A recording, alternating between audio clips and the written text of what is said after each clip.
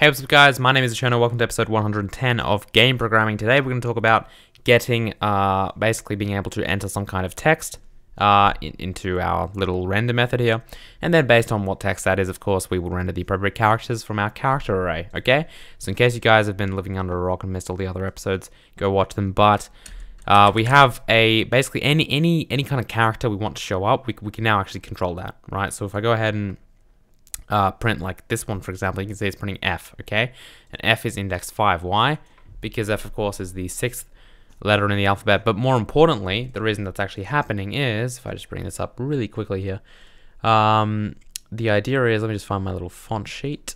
The idea is, of course, in our actual font sheet, which you guys can actually find, I'll make a link in the description so that you guys can actually download that font sheet if you want the exact same one that I have. But essentially, in this font sheet, right, we have A, B, C, D, E, F, G, H, I, J, K. Anyway, we've got all this, we've got like this array basically of characters, okay?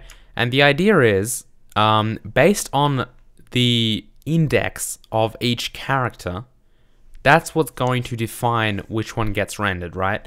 Of course, if I go ahead and say A, B, okay, let's just say I want to render the letter N, okay? Well, we know there are 13 characters here, okay? Array start at 0. So this N here is going to be number 13, okay? So if I switch back into our code and I type in 13 over here and I hit debug, we should get N, and you can see we do, okay? 0, of course, would be A, right? And then because since we know that one row is essentially 13 characters wide, we can do something like 13 times 0, of course, which will obviously be 0, but if I do it the other way around, we've got 0, okay? It's like this is like the row, okay? So row 0, we get A, right? If we go row 1, we will get N, okay? Let's spice it up a bit and say, this is row 0, 1, 2, 3, 4, let's say row 4. If I go row 4, right, what is it going to give me? It should give me 0, right? And you can see it does, okay? So basically the idea is we need some way to be able to pick out a certain character, but the big thing here is that the character that we pick out really has to depend on text that we input, okay? So first of all, we need a way to actually tell our program, oh hey, you know, this is the character at this index. We kind of need a way to map out these characters. And the way that we can do that is by literally making a string in our font class that contains these characters in order, okay? So what I'm going to do now, right, if I Alt-Tab back into our code, I'm going to make a private static. This will not change, at least for now. Private, because we've only got one font. Private static string, I'll call this characters, okay? And this will, it will not be an array, notice, it's just a normal string, okay? And these characters are literally just going to be all of these. So beginning with capital letters, of course, A, B, C, D, E, F, G, H, I, J, K, L, M, N. And then we kind of get to N and it's like, well, this string will be very long, first of all. And B, we kind of, you know, it's going to be kind of hard to diagnose where we went wrong. So basically the idea is we want to kind of format it so that after M, you know, we can kind of hit enter and start off on a new row, okay? So kind of like that. This is kind of what we want to do, and Eclipse actually does a bit of this for us. But the idea is, what we want to do is split up our string into several different strings, just to make it easier for us to read, okay? The computer's going to read it the same way. But what I'm going to do is I'm going to hit up plus, then a double forward slash to indicate a comment, and then I'm going to continue typing over here. So for example, N. Okay, let's cut that just for now. Oh, I've already got characters here. I just noticed that. Okay, whoops, I'll call it character index, okay? Okay, so why have I done this, and what is this plus, and what is this double little comma sign, okay? Now the reason I've done this, right, and this will actually get formatted over here, but don't worry about that just for now. The reason I've done this is because, first of all, we want to drop this into a new row, okay? The plus works just the way it would if this was here, okay? It's the same thing as if we did +2 for a string, right? It would just append 2 onto the end of the string. That is what happens with N. N gets appended onto the end of this string, okay? Now, if I hit enter and I hit Control Shift F to format our code, Eclipse is going to pull that back up. Why? That's just Eclipse's auto formatting rules. Okay, you can probably fix that up, but an easy way to do that is to simply hit up a double / and then drop that into another row. Now, why will it not bring up n? It can't, because if it does, n becomes a comment and is no longer code. Okay, so that's why Eclipse does not bring it up.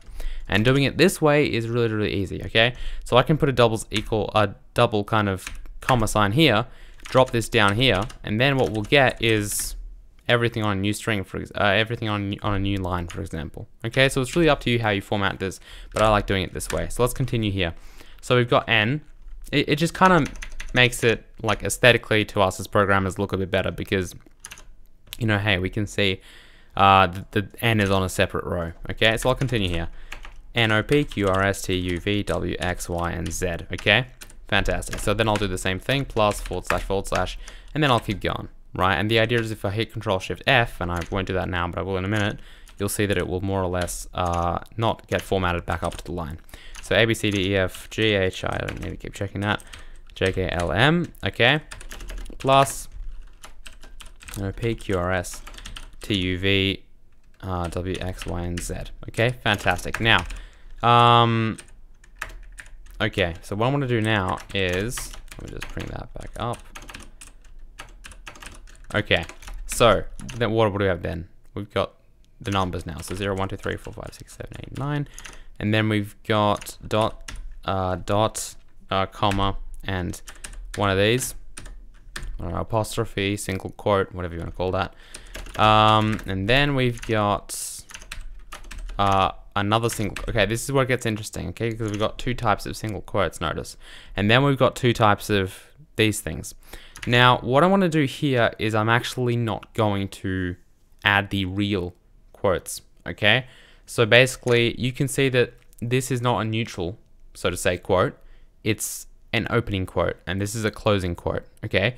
For now, I'm not going to look up the ASCII table and find out what they actually are, okay? Because in Eclipse, since Eclipse is an editor for code, if you hit these apostrophes or, you know, these single or double quotes, they're going to be neutral, okay? They're not going to be facing any direction, okay? Otherwise, the code will not get passed correctly. That's why Eclipse and any other text editor will do that. But if you go into something like Word, in fact, I might just do that now because you guys will probably want to see that. If I go into something like Microsoft Word, all right, and then I go ahead and say opening quote or whatever, you can see it's going to bring it up as an actual opening quote, okay, and a closing quote. And same thing with this. So if I grab this and I put it into Eclipse, you can see, oh look, they look very different, don't they? Okay, so you could do it this way. In fact, I probably will now that I've done it anyway. So apostrophe. This is really an opening quote, okay? So I'll just, now the downside, however, if you do that, is that you're not going to be able, you're gonna have to basically copy and paste it every time you want that, okay? So you could do it this way, and I've kind of shown you how, but I've just decided I'm not gonna do it this way, okay? So that's how you get those characters in Eclipse. You can just do it in Microsoft Word or whatever, and then just copy and paste it and it'll work. But we're not gonna use them, okay? We're gonna use standard quotes. So we've got an opening quote, so to speak. We've got a closing quote. They're the same though. Then we've got an opening double quote and a closing double quote. How do we do that? We can't just do double quote because, as you can see, it will actually close off the string, right? To do characters like that, you can hit backslash and then the character. So basically, backslash backslash double quote will literally just be a double quote, okay? But of course, we can't actually add a double quote because that would end our string, since double quotes are what we use over here, right? So that's what we can do. So we'll just do two of these, whoops. And then everything else should work fine. Okay, you can see that works. Now, I've hit Control Shift F and it's formatted it, but you can see it's nice and it's row by row. It is a bit offset, but that's all right. I'm not going to fix that right now. You can, if you go into the Eclipse's formatting settings, I know for a fact that there are settings to control indentation, so you could control it that way.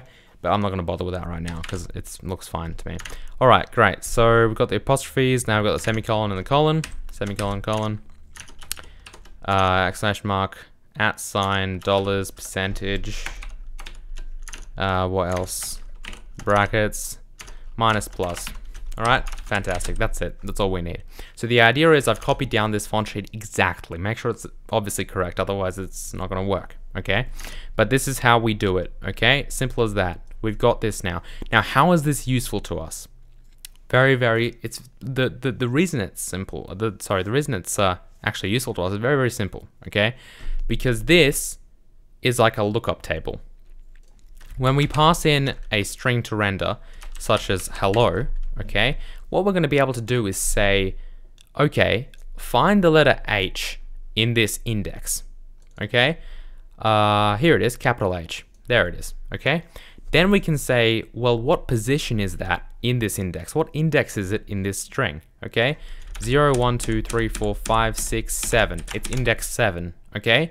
Thus, I'm going to use index 7 for the array. And if I launch this and run it, H. We get an H, okay? That's how it works. And then it will repeat the same thing for E, L, L, and then O, okay?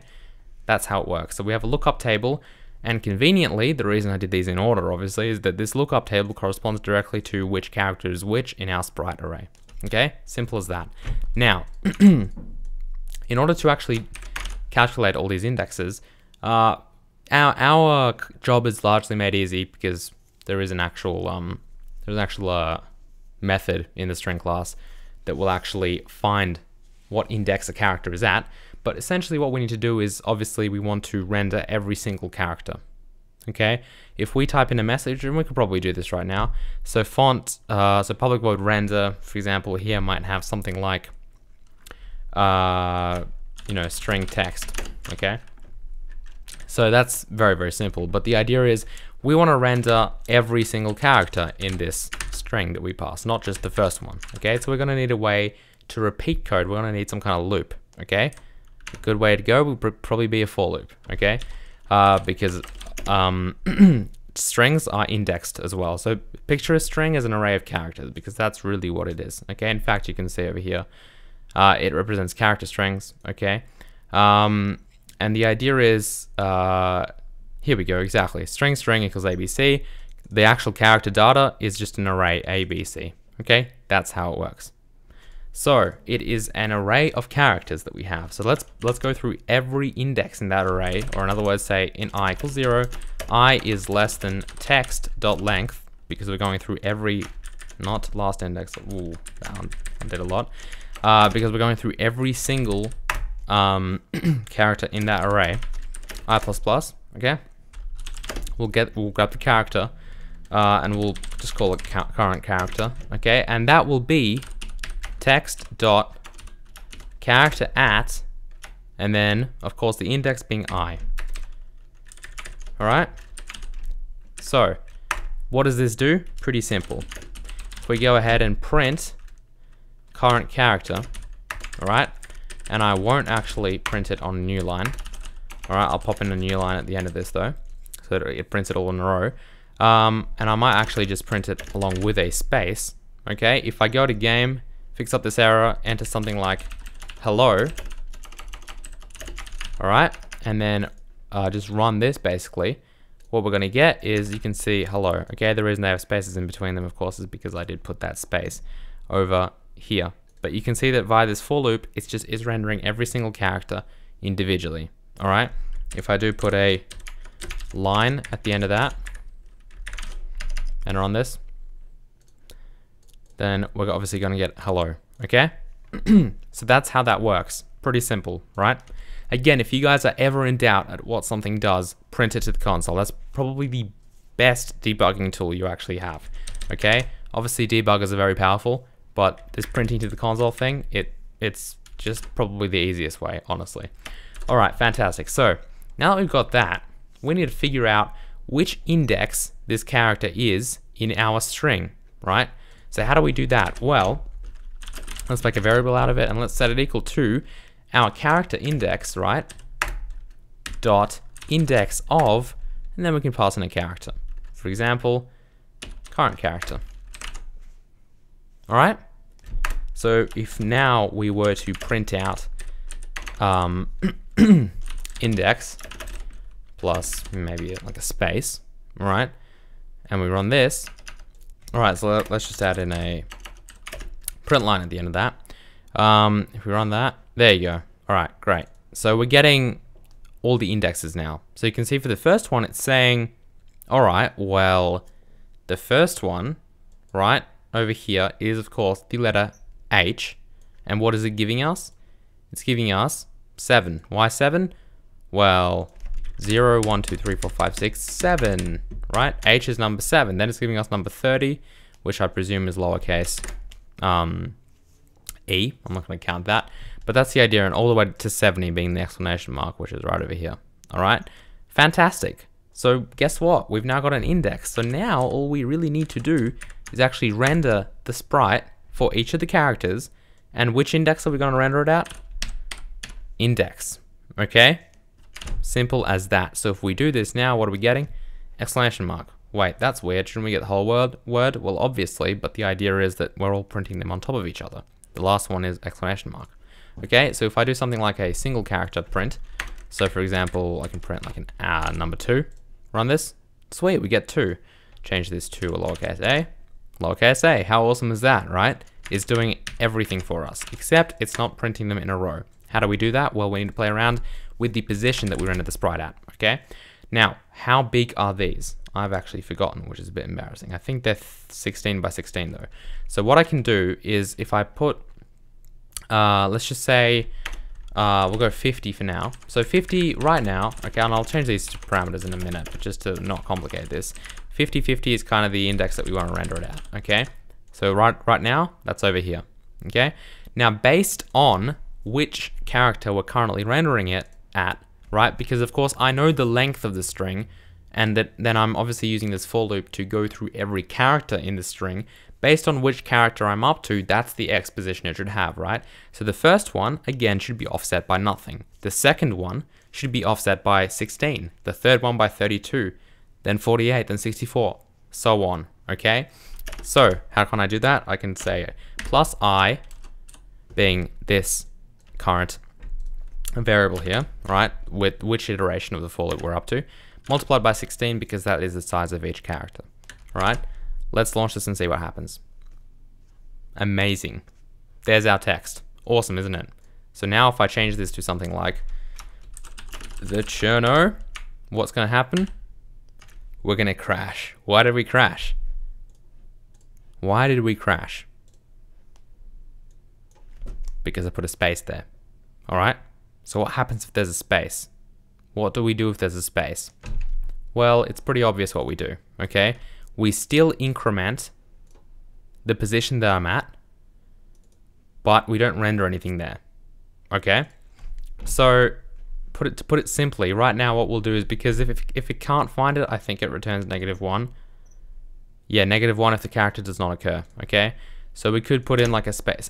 Putting a space here will not work, by the way, because since we don't have it in our actual characters thing, it'll still give us an array index out of bounds, because that will be it'll be basically be at the like past the last index of our characters array, okay? So what we can do is simply say, well, for now, I could just say if index equals -1, continue, all right? Not a solution, but we'll think of one in a minute, okay? And for that, it will still put a space there, but it will not crash or anything. So that works fine, okay? So I can put literally anything here and it will work, okay? Anything that, any kind of character that exists in here will work out, all right? So that being said, where's our game? I mean, let's try a few, right? So let's put in like quotes perhaps. If you're doing quotes, make sure you have a backslash there. Otherwise it will think you're ending the string. You can see that does not work. Awesome, we've got quotes. They are beginning quotes, but that's all right. You can change that in the actual sheet if you want. There's no actual way to get closing quotes, right? Again, I said, as I said before, there is a way, right? If I go into Word again, grab these guys, put them here, make an opening and a closing quote. And then over here in, let me just grab them again, over here in font, I can of course do the same thing here. So we have, where are they? Whoops. Instead of these backslash things, I'll just have that. And if I run this now, Look at that, we're getting our opening and we're getting our closing. But the thing is, it's a lot of work to copy and paste them. So it's up to you what you guys choose, of course. But that is the idea. So now we have pretty much full text rendering going on, okay? Now there are problems, and we're going to fix them in the upcoming 2 episodes. We're going to spend 2 more episodes on this font rendering thing. Hopefully not more than that. But the idea is we have a few problems. For example, if we put something like, let's put something in like game with lowercase g, or gamey. What's going to happen? The G is going to be kind of pushed up and the Y is going to be pushed up. It just looks weird, right? We don't want that. So that's one thing we need to fix. Then the other thing we need to fix is, of course, making spaces proper, but that's a minor thing. The other major thing we need to fix is this pink background. Okay, we want to get rid of that. So those are the 2 things we're going to fix in upcoming episodes, but I hope you guys enjoyed this episode of Game Programming. If you did, please hit that like button. Now, what else? What else? I think there's any really announcements to make. I'm going to try and make more episodes. I always say that, but I'm being serious this time. If you guys do want to learn privately from me, if you go to my website, thetuner.com, there is a tutoring section. If you go to that, you can pick a time at which I'm available, which is in Australian Eastern Standard Time. Fill out the form, and I will get back to you shortly. And basically, you can book a tutorial with me privately, all right, over Skype. And I will explain to you whatever it is you wish to know. Anyway, that is the idea. If you guys are enjoying the Game Programming series, please hit the like button. The more likes I get, the more episodes I know I should put. The more time I should allocate to this, basically, that's my thought process. Obviously, if heaps of people want me to do it, then I'm here. So that's the idea. Anyway, I'll see you guys next time. Goodbye.